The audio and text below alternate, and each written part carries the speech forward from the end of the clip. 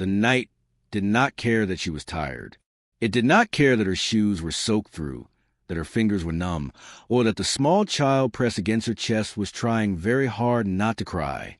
The city lights glittered above them, warm, distant, unreachable, while the cold crawled up from the pavement and wrapped itself around their legs. "Please," the woman said, her voice barely louder than the wind. "Just one night." The security guard shook his head, without meeting her eyes. "I'm sorry, ma'am. The building is closed. You can't stay here." She swallowed hard and pulled her daughter closer. The child's face was pale, her lips slightly blue, her head tucked beneath her mother's chin, as if hiding there might make the world kinder. "I have nowhere to go," the woman whispered. Those words should have disappeared into the night, like everything else. They should have gone unheard, unremembered, but they didn't. Across the street, a man who looked like any other passerby stopped walking. He was tall, wearing a dark coat with a collar turned up against the cold. No chauffeur waited nearby. No expensive watch glinted on his wrist. To anyone watching, he was just another stranger moving through the city after a long day. But something in the woman's voice reached him. "I have nowhere to go." He turned slowly, his gaze settling on the scene. The mother standing stiffly, pride fighting desperation. The child clinging silently, her small hands curled into the fabric of a worn jacket. The guard shifted uncomfortably. "There's a shelter a few blocks away," he said, already stepping back inside the building. The glass doors slid shut with a final hiss. The woman stood there for a moment longer, as if hoping the doors might reopen on their own. They didn't. Her shoulders sagged. She looked down at her daughter and forced a smile that didn't reach her eyes. "Come on, sweetheart," she said softly. "We'll keep walking." The man across the street took a step forward, then another. He didn't know why he was moving. He hadn't planned to stop. He hadn't planned to speak. In his world, problems were solved with meetings, contracts, and numbers that ran into the millions. But this was not a problem that money alone could explain. "Excuse me," he said gently. The woman froze. Her grip tightened around her child, instinct flaring before hope could. She turned slowly, eyes wary, exhausted, and shining with unshed tears. "Yes?" she asked. The man gestured toward the empty sidewalk, toward the cold night that seemed far too big for 3 people. "I couldn't help overhearing," he said. "You said you have nowhere to go." For a moment, she considered lying. Pride told her to. Experience warned her not to trust strangers. But her daughter shivered. "No," she admitted quietly. "Not tonight." The child looked up at him then, big eyes, too serious for her age. She didn't ask for anything.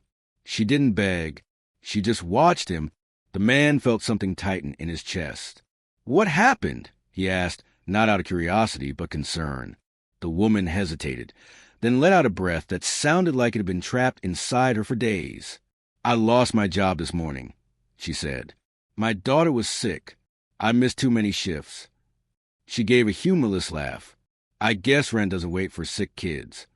"I'm sorry," he said. "So am I," she replied, her voice cracking despite her effort to stay composed. "I just needed a little time. Just one night." Silence stretched between them. Cars passed. Laughter drifted from somewhere warm and far away. The man thought of his own home, too large, too quiet, filled with rooms no one used and a dining table that had not heard laughter in years. He thought of the lights left on in empty hallways, of a life filled with everything except this moment. "I can help," he said at last. Her eyes snapped back to his. "No," she said quickly. "I don't want money."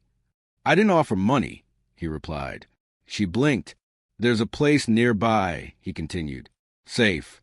Warm. You can stay the night. No strings." Her hands trembled. "Why?" she asked. He searched for an answer that would make sense. "I know what it feels like," he said slowly, "to have everything and still feel like there's nowhere belong." She studied his face, looking for arrogance, pity, expectation. She found none, just quiet sincerity. Her daughter tugged at her sleeve. "Mama," she whispered, "I'm cold." That decided it. The woman nodded once. tears slipping free at last. "Just for tonight," she said. "Thank you." As they walked away together, the city seemed to soften around them, as if even the night itself was holding its breath.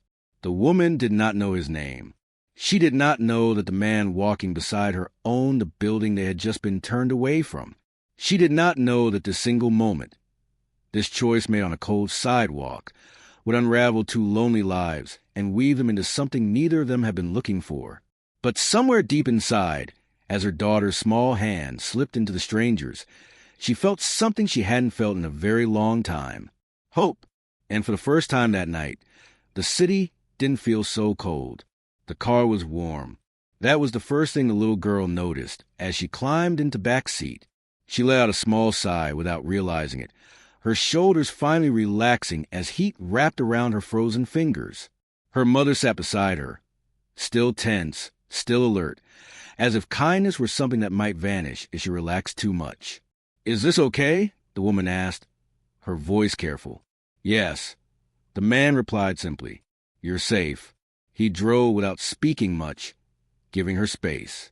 Streetlights passed like slow-moving stars, their reflections sliding across the windshield. The city felt different from inside the car, quieter, less sharp. The child's head tipped sideways, resting against her mother's arm. "Try to stay awake," the woman whispered, brushing her hair back. "I'm okay, Mama," the girl murmured, though her eyes were already closing. The man glanced at them in the rear-view mirror. He saw the way the woman's hand never stopped moving, stroking, adjusting, protecting. It was a motion born of habit, of years spent being both shield and shelter. They arrived at a small, quiet guest house tucked between taller buildings. Nothing flashy, no signs of luxury, just warm light glowing behind curtained windows. "Just for tonight," the woman said again as they stepped inside, as if repeating it would keep her from hoping for more. Inside, the air smelled faintly of clean linen and tea. The girl's eyes widened as she took it all in, the soft carpet, the low lamps, the calm. She kicked off her shoes without being told and stood there in her socks, unsure what to do next. "There's a room ready," the man said. "You can rest." The woman followed him down the hall, her steps hesitant. When the door opened to reveal two neatly made beds and a small heater humming in the corner, her breath caught. Her daughter ran forward and touched the blanket, then looked back for permission. "It's okay," the woman whispered. The child climbed onto the bed and laughed softly as the mattress dipped beneath her. It was a sound so light, so unexpected, that the man paused in the doorway. He hadn't heard laughter like that in a long time. "I'll have some soup brought up," he said. "Nothing fancy, just warm." "Thank you," the woman said, her voice thick. He left them alone then. The girl ate eagerly, blowing on each spoonful before taking careful sips. "It's really good," she announced. The woman smiled, though her eyes kept drifting toward the door, waiting for something to go wrong. When her daughter was finally tucked into bed, wrapped in warmth instead of fear, the woman sat on the edge of the mattress and let her shoulders slump. She pressed a hand to her mouth to keep from making a sound as tears spilled down her cheeks. From the hallway, the man heard the quiet sobbing. He stopped. He could have kept walking. He was good at walking away, from boardrooms, from difficult conversations, from emotions that asked too much.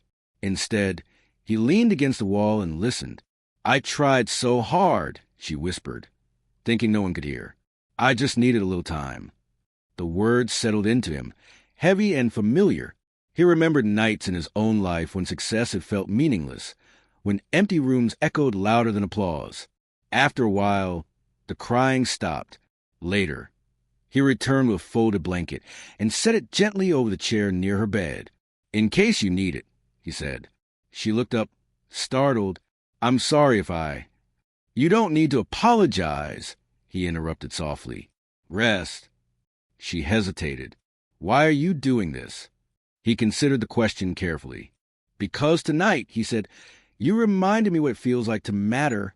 She didn't know how to respond to that.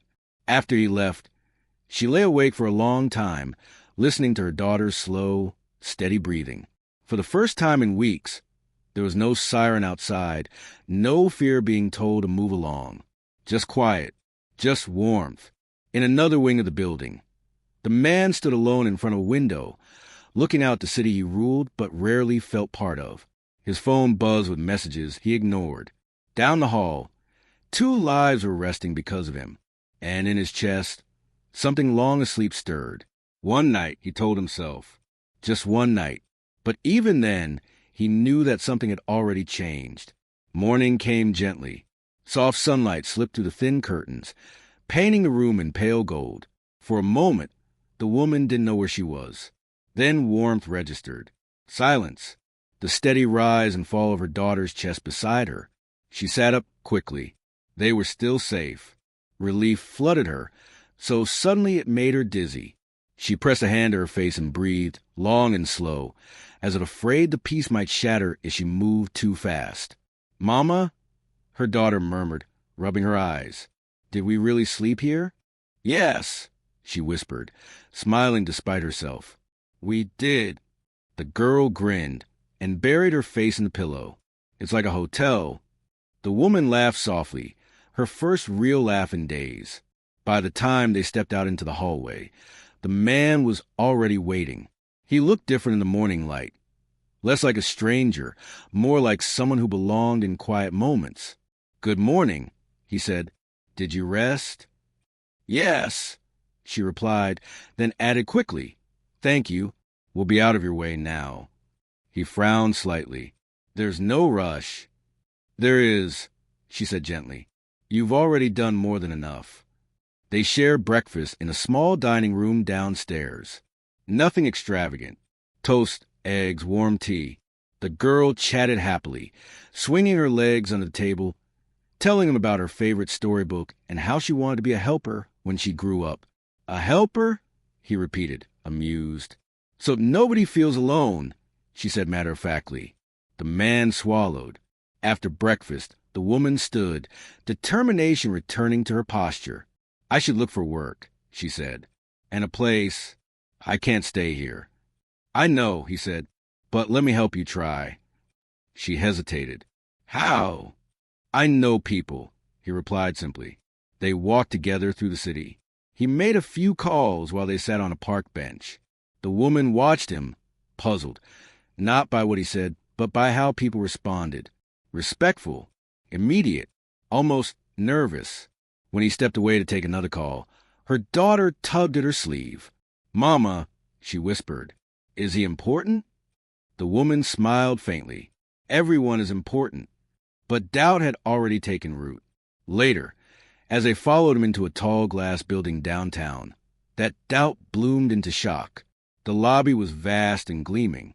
People in suits moved quickly, parting around them like water around stone. The receptionist looked up and froze. "Good morning, sir," she said instantly, standing. "We weren't expecting you today." The woman's heart dropped. "Sir," she looked at him, really looked at him this time, the confidence in his stride, the way people straightened when he passed. Realization hit her like a wave. This wasn't just a kind stranger. This was power. Her step slowed. "Who are you?" she asked quietly. He stopped and turned to face her. For the first time since they'd met, he looked uncertain. "I didn't lie," he said. "I just didn't tell you everything." Her cheeks burned. Embarrassment mixed with hurt. "I begged you," she said, her voice low. "On the street." "I know. You saw me at my worst." "Yes. And you let me think you were just someone like me." "I am someone like you," he replied, "just with more resources." She shook her head. "I don't need charity. I'm not offering charity." "What is this, then?" she demanded, gesturing around them. "An opportunity," he said firmly. "One you deserve." She took a step back. Her pride flared wounded and fierce. "I won't be a project, or a story you tell about how generous you are." Pain flickered across his face. "I don't tell those stories," he said quietly.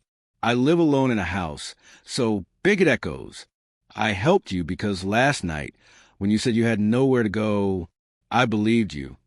Her daughter stepped between them, small hands gripping both their coats. "Please don't fight," she said softly. He helped us.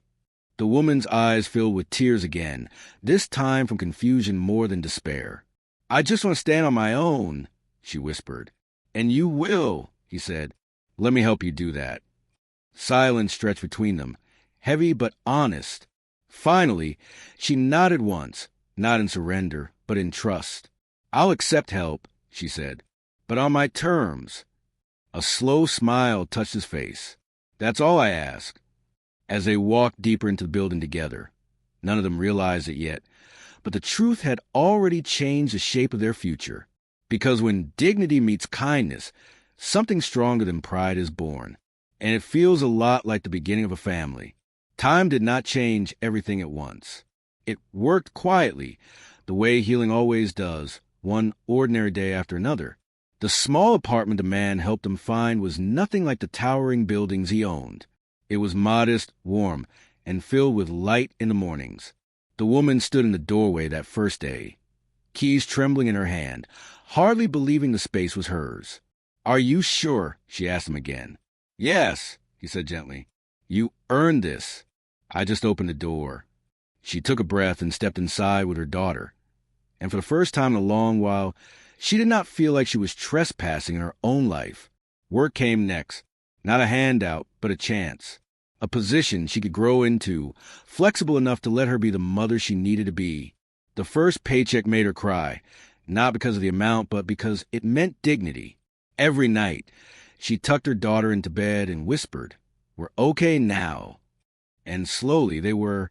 The man didn't disappear after that. He didn't hover either. He showed up in small, steady ways, dropping off books to the child, helping fix a broken shelf, sitting quietly at the kitchen table while homework was done. At first, the woman kept a careful distance. Gratitude, she reminded herself, did not mean dependence. But her daughter had no such boundaries. Did you eat dinner? The girl asked him one evening, peering up with concern far beyond her years. He blinked. I don't think so. She frowned. That's not good. You can eat with us. And just like that, he was staying. They ate simple meals together. Rice, soup, shared laughter. The girl talked about school, about friends, about dreams that felt possible again. The woman watched from across the table, heart full and cautious all at once. Weeks turned into months. The man found himself looking forward to these evenings more than any meeting or deal. The silence in his mansion had been replaced by the gentle chaos of a lived-in home. One night, as he stood to leave, the girl hugged him tightly around the waist. Are you coming back tomorrow? She asked. He smiled, something warm blooming in his chest. If you'll have me. Of course, she said. Your family. The word landed softly, but it stayed. Later, after the child had gone to sleep, the woman walked him to the door. I don't know how to thank you, she said. You already have, he replied. She hesitated, then said the word she'd been holding back. You gave us more than help. You gave us a future. He shook his head. You gave me one too. They stood there in the quiet hallway, two people who had stopped believing in belonging until they found it in each other. On a clear morning months later, they stood together outside the apartment building. The sun was warm. The city no longer felt so sharp. The girl skipped ahead, laughing. The woman looked at the man beside her and smiled. No fear, no hesitation this time. None of them had planned this life. But sometimes family isn't found. It's built, one kind choice at a time. Sometimes life changes not with grand promises, but with a single moment of kindness. A woman who once had nowhere to go found a place to stand again. A child who knew cold and fear learned what safety felt like. And a man who owned everything finally found what he was missing. Because family isn't always born. Sometimes it's chosen. And all it takes is one night, one open door, and one heart brave enough to care.